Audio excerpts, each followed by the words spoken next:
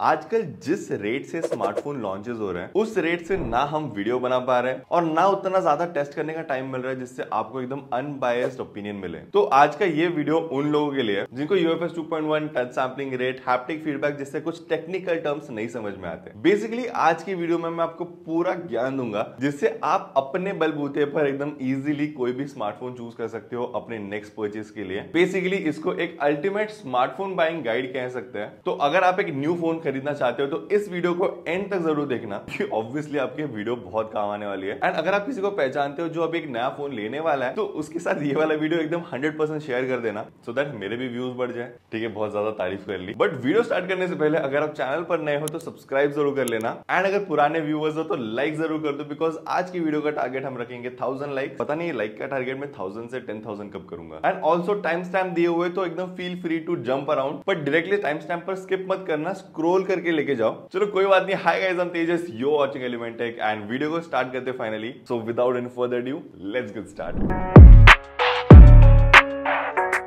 कोई भी स्मार्टफोन खरीदने से पहले सबसे पहली चीज देखनी बहुत ज्यादा जरूरी है एंड दैट्स द प्रोसेसर। क्योंकि देखो प्रोसेसर एक ऐसी चीज है जो आपके फोन को पावर देने वाली है। मतलब बैटरी जैसा लाइफ फोर्स नहीं देगा बट प्रोसेसर को अपने फोन का ब्रेन जैसा समझ लो जिसके बिना कोई काम नहीं होने वाला। एंड जैसे बुढ़ापे में दिमाग थोड़ा काम करना स्लो हो जाता है उसी तरह प्रोसेसर भी 1-2 साल के बाद स्लो होने लग जाता है। इसकी वजह से राइट प्रोसेसर चूज करना बहुत ज्यादा इंपॉर्टेंट है। तो देखो बेसिकली मार्केट में आपको 4 टाइप के प्रोसेसर मिलते हैं, Qualcomm, Exynos, MediaTek and Apple bionic. अब इसमें एप्पल बायोनिक चिपसेट तो सारे आईफोन में ही मिलेंगे। सैमसंग के एक्सिनोस चिपसेट तो फिलहाल ट्रेंड में नहीं है, मोस्टली सैमसंग के हाई एंड फोन्स में पाए जाते हैं। एंड बजट सेगमेंट में यूजुअली क्वालकॉम एंड मीडियाटेक के प्रोसेसर्स बहुत ज्यादा मिलेंगे। बट उसमें भी बहुत सारे सीरीज है तो एग्जैक्टली चूज कौन सा करना चाहिए let me tell you. Budget segment में अगर आप जाओगे 15 to 20,000 के तो आपको क्वालकॉम का 400 सीरीज या फिर 600 सीरीज मिलेगा। 400 सीरीज जो है वो एकदम अल्ट्रा बजट सीरीज में जाता है, मतलब 12,000 से 13,000 के अंदर ही आपको मिलेगा। फिर आते हैं क्वालकॉम के 600 एंड 700 सीरीज प्रोसेसर जो आपको 15 से 20,000 के बीच में मिलेंगे।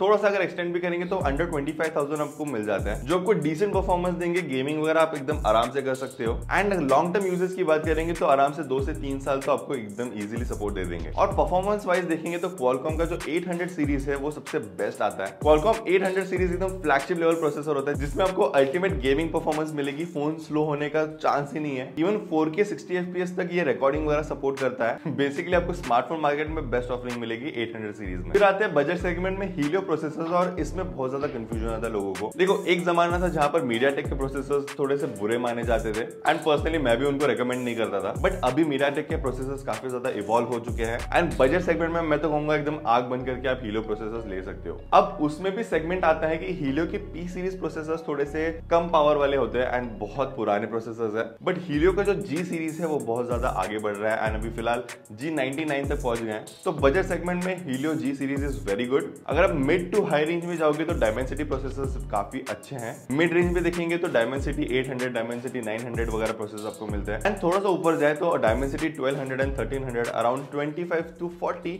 आपको काफी अच्छा परफॉर्मेंस दे देते हैं। अब पर्सनली मैंने ऑलमोस्ट हर सेगमेंट में फोन यूज कर लिया है तो मुझे अच्छा खासा अंदाजा आ चुका है, बट प्रोसेसर चूज करने से पहले एक चीज ध्यान में रखना कि प्रोसेसर का फैब्रिकेशन प्रोसेस जितना कम हो उतना बेटर होता है। मतलब किसी भी फोन के स्पेकशीट में जाके अगर आप प्रोसेसर का डिस्क्रिप्शन देखोगे वहां आपको NM वाला एक डिजिट दिखेगा, दैट मींस नैनोमीटर, और ये बेसिकली उस चिपसेट के अंदर जो ट्रांजिस्टर लगे हुए हैं उनके बीच का डिस्टेंस होता है। तो ये डिस्टेंस जितना कम होगा उतना कम टाइम लगेगा एक सिग्नल को A पॉइंट से B पॉइंट जाने में, जिसमें कम बैटरी कंजम्पशन होगा और जो एफिशिएंसी है वो भी बढ़ जाती है। तो ऑलवेज चूज अ प्रोसेसर जिसका फैब्रिकेशन प्रोसेस एकदम कम। वेल प्रोसेसर में इससे ज्यादा टेक्निकल होने की कोई जरूरत नहीं है। एंड फिर भी अगर आपको कोई डाउट होता है तो कमेंट सेक्शन खुला है, feel free to type in your thought and your questions any time.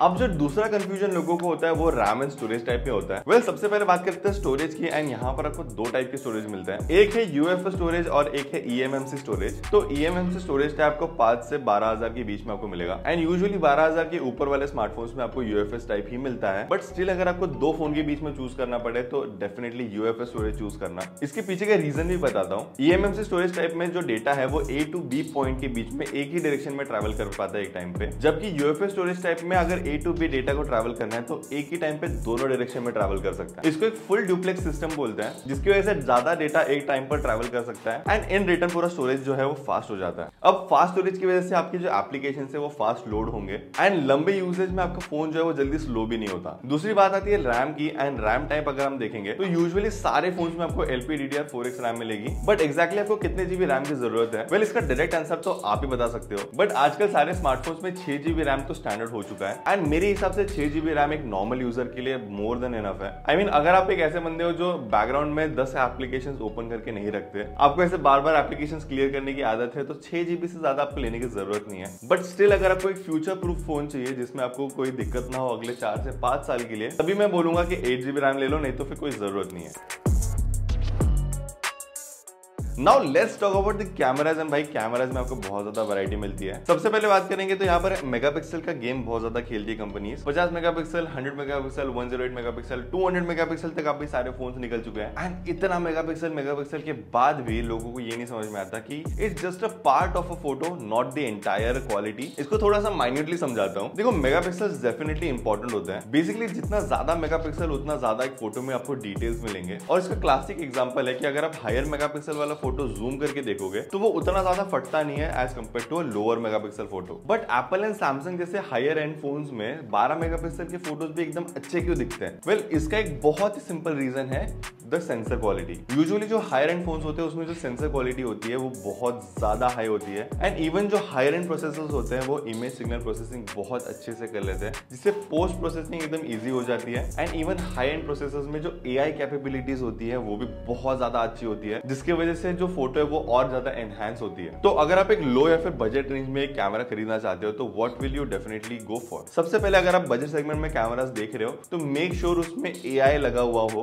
And usually companies AI वाले स्मार्टफोन कैमरास को थोड़ा ज्यादा एग्जैजरेट करते हैं क्योंकि एक नई टेक्नोलॉजी होती है, बट डेफिनेटली AI आपके फोटोज को बेटर करने में और ज्यादा हेल्प करता है। नंबर 2, कैमरास में अगर आप स्पेसिफिकेशंस में घुसो तो choose a smartphone with the lowest aperture. Basically जितना कम अपर्चर नंबर होगा उतना ज्यादा लाइट एंटर कर पाएगी एंड जितनी ज्यादा लाइट एंटर करेगी उतना ज्यादा बैकग्राउंड ब्लर भी अच्छा होता है, प्लस ओवरऑल इमेज क्वालिटी भी बहुत निखर के आती है। फिर आते हैं lens type and budget segment में आपको 2 तरह के लेंस मिलते हैं। Number 1 telephoto and number 2 wide angle lens. तो बेसिकली जो प्राइमरी लेंस होता है वो वाइड एंगल ही होता है। There is an ultra wide angle lens and there is a telephoto lens. Usually macro lens भी दिए जाते हैं बट आजकल कंपनीज मैक्रो लेंस को अल्ट्रा वाइड लेंस के बीच में ही मिक्स कर देते हैं। तो अब अगर आपके पास चॉइस होगा कि आपको टेलीफोटो लेंस लेना है या फिर एक अल्ट्रा वाइड लेंस लेना है, then it totally depends on your vibe कि आपको कैसे टाइप के फोटोज पसंद आता है। तो अगर मैं एकदम कैटेगरी में डिवाइड करूं तो अगर आप लैंडस्केप फोटोग्राफी करते हो, अगर आप हार्ड ट्रैक्स वगैरह पर जाते हो तो अल्ट्रा वाइड एंगल लेंस आपके लिए बहुत ज्यादा काम आएगा, क्योंकि ऐसे सिचुएशंस में वो जो फोटोज निकलती है वो ओवरऑल एक बहुत अच्छी वाइब देती है। तो ऐसे केसेस जहां पे आपको बहुत बड़ा एरिया कवर करना है वैसे केसेस में टेलीफोटो लेंस आपके बिल्कुल काम नहीं आने वाले। बट अगर आप एकदम माइन्यूट फोटोग्राफी करते हो, अगर आप लोगों की फोटोज खींचना पसंद करते हो, then definitely go for telephoto lens, because यहाँ पर जो 2x वाला फोटो आते हैं वो पोर्ट्रेट फोटोज के लिए बहुत ज्यादा अच्छे लगते हैं।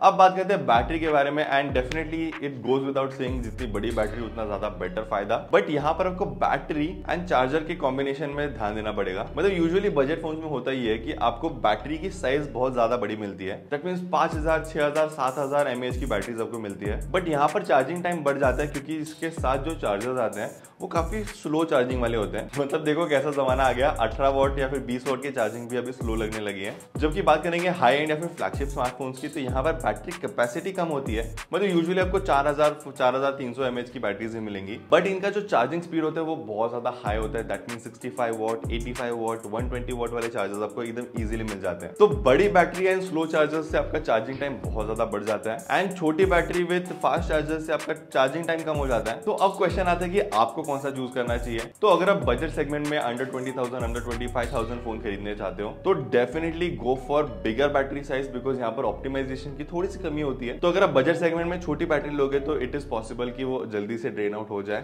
एंड फ्लैगशिप या फिर हाई एंड स्मार्टफोन्स की बात करेंगे तो वहां पर I don't think you have a choice. मतलब वहां पे चॉइस करना पॉइंट भी नहीं बनता, बिकॉज वो काफी अच्छे से ऑप्टिमाइज होते भी हैं, प्लस फास्ट चार्जिंग भी मिल जाती है। आधे घंटे 1 घंटे के अंदर फोन पूरा फुल चार्ज हो जाता है।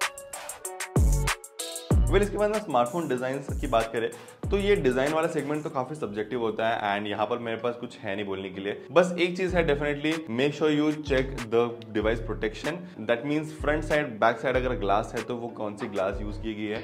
मेजरली आपको कॉर्निंग गोरिल्ला वाले ग्लास प्रोटेक्शन ज्यादा प्रिफर्ड है। आप दूसरा भी देख सकते हो, ऐसा कुछ इशू नहीं है, but make sure to use a cover as well as a screen protector because technology पे उतना भरोसा नहीं किया जा सकता एंड कभी करना भी नहीं चाहिए। इसके बाद चार्जिंग में आपको थोड़े से और टेक्नोलॉजीज भी मिलती है, जैसे कि रिवर्स वायरलेस चार्जिंग वाला भी सपोर्ट आने लगा है आजकल, जिससे आप फोन से कुछ और डिवाइसेस भी चार्ज कर सकते हो, तो ये भी आप चेक कर सकते हो। उसके बाद में वायरलेस चार्जिंग का सपोर्ट भी है, बट वो यूजुअली हाई एंड स्मार्टफोन्स में आपको मिलता है।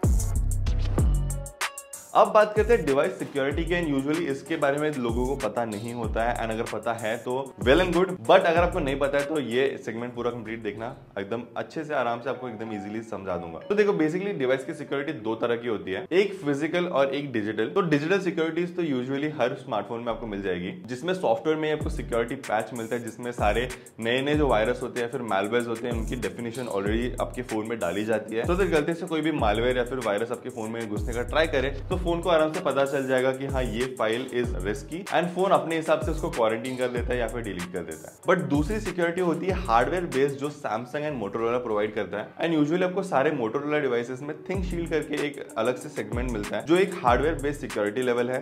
एंड इवन ऑलमोस्ट सारे सैमसंग डिवाइसेस में आपको नॉक सिक्योरिटी मिलती है। एंड आप थोड़े से डेटा कॉन्शियस हो, आपको अपनी प्राइवेसी प्रोटेक्ट करनी है, आपको डेटा प्रोटेक्ट करना है, तो हार्डवेयर बेस्ड सिक्योरिटी सबसे हाईएस्ट लेवल ऑफ सिक्योरिटी है स्मार्टफोन में। एंड कोई भी फोन खरीदने से पहले उसकी जो स्पेसिफिकेशन शीट है वो पूरी रट्टा मार लो, 10 बार देख लो, उसमें चेक करो कि क्या क्या है क्या क्या नहीं है।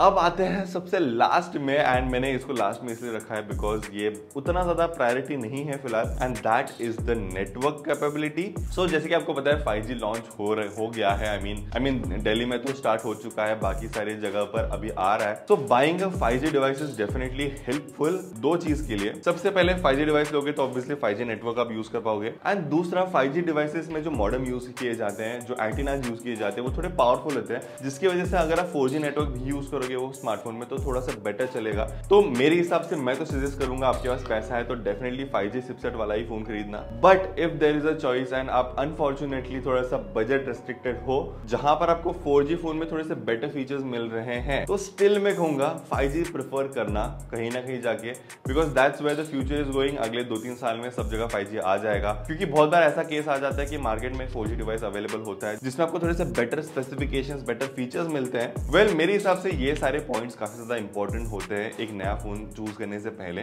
सो डेफिनेटली इन सारे पॉइंट्स को ध्यान में रखते हुए ही अपना नेक्स्ट फोन डिसाइड करना। And definitely let me know कि आपको इस वीडियो से फायदा हुआ कि नहीं। कमेंट्स खुले हैं, कमेंट में जाके मुझे बता सकते हो, अपना फीडबैक शेयर कर सकते हो। ऑल्सो लाइक टारगेट कंप्लीट कर देना, 1000 लाइक्स का टारगेट है। अपने फेवरेट स्मार्टफोन्स कमेंट करो नीचे, मुझे बताओ कि आप कौन सा स्मार्टफोन सिलेक्ट करोगे। Thank you so much for watching this video guys. It's me there signing off, you watching element tech, and I will catch you in the next one.